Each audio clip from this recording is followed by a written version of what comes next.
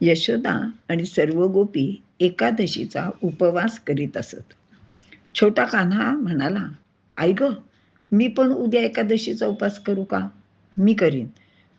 काल तू सगळ्यांना एकादशीच्या उपवासाची गोष्ट सांगितली होतीस की नाही ना, ती मी ऐकली आणि तो उपवास करून मला पण खूप पुण्य मिळेल. यशोदानी खूप समजावले. ती म्हणाली, अरे कृष्णा, दिवसभर उपास करायचा असतो, पाणी प्यायचं नसतं आणि तू किती लहान आहेस, तुला हे सगळं झेपणार नाही. पण कृष्णाने एखादी गोष्ट ठरवली की ती तो करणारच आणि त्याने आपला हट्ट सोडला नाही. आणि मग त्याने सर्व अगदी इतरांप्रमाणे, सगळ्या मोठ्या माणसांप्रमाणे एकादशीचा निर्जला उपवास केला. दुसऱ्या दिवशी स्नान होताच यशोदेने कान्हासाठी वरण भात, शिरा, भाजी असे सर्व प्रकारचा स्वयंपाक केला. देवाला नैवेद्य दाखवला आणि म्हणाली की उपवास सोडायला ये बरे, कालपासून तू काही खाल्लं नाहीयेस. आणि मग तिने ते ताट भगवंतापुढे म्हणजे कृष्णापुढे ठेवले. पण काय झाले, तिच्या लक्षात आले की अरे, आपण आता ताजं ताक केलं आहे, ते तर कान्हाला आणलेच नाहीये. मग ते आणण्यासाठी ती आत गेली.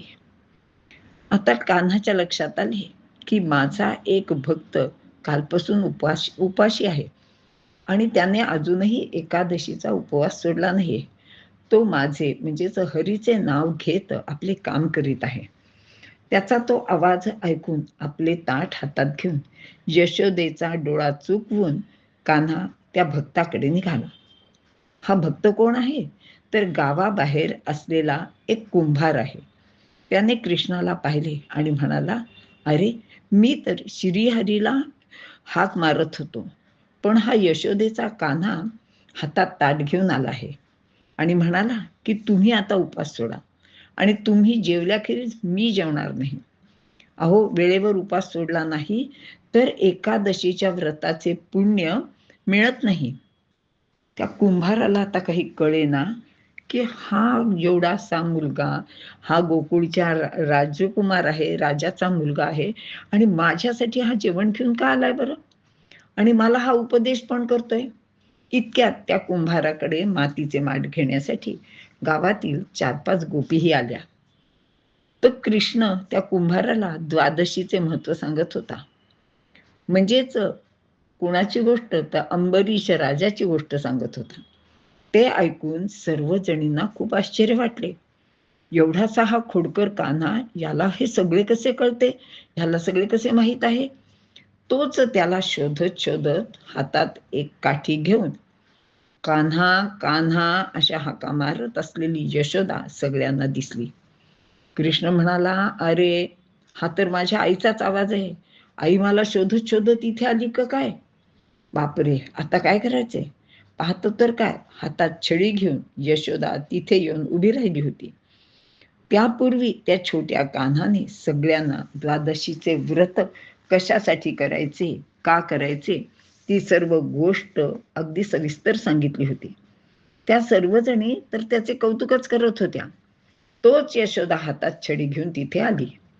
तेव्हा कृष्ण घाबरला आणि म्हणाला, आता माझी आई आली आहे, ती मला रागवेल, तुम्ही मला कुठेतरी लपवा. तिथे एक मोठा रांजण होता. त्या रांजणात जाऊन श्रीकृष्ण लपला. थोड्या वेळाने कृष्ण म्हणाला, आता तुम्ही मला बाहेर काढा. तो हुशार कुंभार म्हणाला की छे, आता मी कशाला तुम्हाला बाहेर काढू, तुम्ही आहात तिथेच छान दिसताय, तिथेच राहा, मी तुम्हाला बाहेर काढणार नाही. तुम्ही सगळ्यांना प्रत्येक गोष्टीतनं बाहेर काढता, या भवसागर पार करण्याला मदत करता, या भवसागरातनं तुम्ही सगळ्यांना बाहेर काढता आणि तुम्हाला या छोट्याशा माठातनं किंवा ह्या रांजणातनं मी कशाला बाहेर काढू. आता कृष्ण अगदीच गयावया करायला लागला. तो म्हणाला की कुंभार दादा, मी तुमच्यासाठी जेवण घेऊन आलो, तुम्हाला एवढी गोष्ट सांगितली आणि तुम्ही काय माझ्या उपयोगी पडत नाही काय? कुंभाराने विचार केला. तो म्हणाला की ठीक आहे, मी एका अटीवर तुम्हाला बाहेर काढीन. तुम्ही मला आणि माझ्या कुटुंबाला ह्या सगळ्या प्रपंचातनं आणि ह्या भवसागरातनं पार करायला पाहिजे.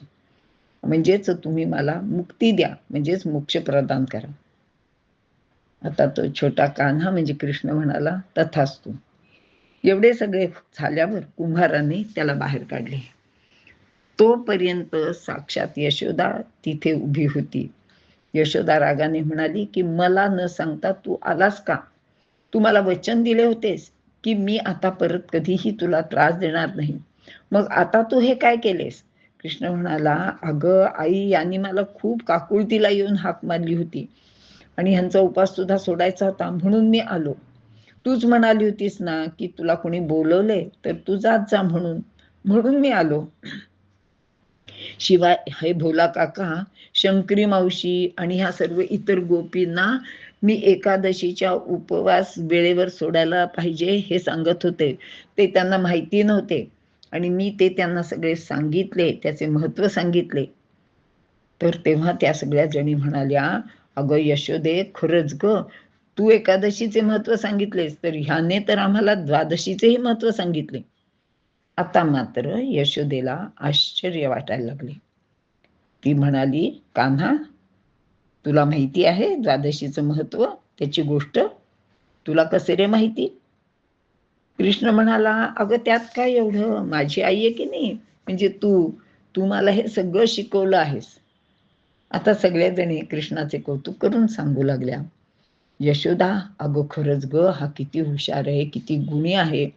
ह्याने खरंच आम्हाला इतकी सुंदर महत्त्व सांगितलं आणि इतकी सुंदर गोष्ट सांगितली. आम्हाला तर ह्यापूर्वी काहीच माहिती नव्हते. यशोदा म्हणाली, मी तर ह्याला कधीच काही द्वादशीचे व्रताबद्दल काही बोललेली नाही. मलाच माहित नाही ह्याला कसं काय कळतं ते. यावर तो भोला म्हणाला की राणीजी, अहो काय बोलता काय, हे स्वतः भगवान आहेत, मी यांना ओळखले आणि तुम्ही याला ओळखत नाही? अहो ह्यांना काही माहिती नाही अशी या त्रिभुवनात एकतरी गोष्ट असेल का? मी तुम्हाला अगदी हात जोडून विनंती करतो की तुम्ही सगळ्या जणींनी पण ह्यांचे रूप, त्यांचे खरे जे स्वरूप आहे ते लवकरात लवकर ओळखा. आपल्या अंतरंगात डोकावून पहा, म्हणजे तुम्हाला यांचे खरे स्वरूप कळेल. याला ओळखाल, हे स्वतः नारायण श्री हरी आहेत, यांना ओळखा. तेव्हा यशोदा रागाने म्हणाली, हा श्रीहरी स्वयं नारायण आहे? काय काही बोलता तुम्ही? तो श्रीकृष्णाने आपले खरे रूप प्रगट केले, कारण आता ते दर्शन त्याला भोलाला तर द्यायचेच होते, पण यशोदेला खात्री पटण्यासाठी त्यांनी आपले चतुर्भुज रूप प्रगट केले. आता तिचा विश्वासच बसेना. तिच्या हातातली ती छडी केव्हाच गळून पडली. ती दोन्ही हात जोडून नमस्कार करून पुन्हा पुन्हा म्हणत होती, हे नारायणा, मला क्षमा करा, मी खरंच तुम्हाला ओळखले नाही. तिला आता खूप पश्चाताप होत होता. ती त्याची पुन्हा पुन्हा क्षमा मागत होती. इतक्यात बलराम, नंदबाबा आणि ती शोधत शोधत तिथे आले. कृष्ण म्हणत होता, बाबा, मी काय करू? माझे हे अवतार रहस्य आता माझ्या आईला कळले आहे. मला ते खरंच इतक्यात तिला सांगायचे नव्हते, कारण मला ते आईचे प्रेम, आईचे रागवणे, आईचे शिक्षा करणे, सर्व सर्व काही त्याचा उपभोग, त्याचा आनंद घ्यायचा होता. आणि आता जर हिला कळले की मी स्वतः नारायण आहे आणि नारायणाचा अवतार आहे, तर ही मला ते प्रेम देणार नाही, ही मला शिक्षा करणार नाही, ही भक्त होईल आणि ही हात जोडून सतत माझ्या समोर उभी राहील. मला हे सगळं नको आहे. मला माझी पूर्वीची आई हवी आहे, माझी रागवणारी आई, माझ्यावर खूप खूप प्रेम करणारी, माझे लाड करणारी मला आई हवी आहे. आणि नंदबाबा तर म्हणले की कान्हा, मी तर काय करू शकत नाही रे बाबा, मी काय करणार? तुला तर माहिती आहे, मला खरंच ह्यातले काही कळत नाही. मग इतक्यात योग माया प्रकट झाली. तिने आपल्या मायेचे आवरण सर्वत्र पसरले. तिथे सगळे पूर्ववत झाले. यशोदा पुन्हा कान्हाला रागवू लागली आणि आता सर्वजणी पूर्ववत झाल्या. तो हसायला लागला. तेव्हा यशोदा म्हणाली, तुला खूप हसायला येतंय काय? घरी चल, मी तुला चांगला मार देते. तेव्हा कृष्ण म्हणाला, आता मला माझी खरी आई मिळाली. यशोदा म्हणाली, अरे तुला शोधत होते आणि तूच म्हणतोस की मी तुला सापडले म्हणून. आता काय करावे तुला? हे असे यशोदेचे आणि कान्हाचे अगदीच जगावेगळे आगळे प्रेम असे होते. आणि भक्तांच्या हाकेला धावून जाणारा असा हा कृष्ण कन्हैया ह्या गोकुळात आपल्या लीला सतत दाखवत होता.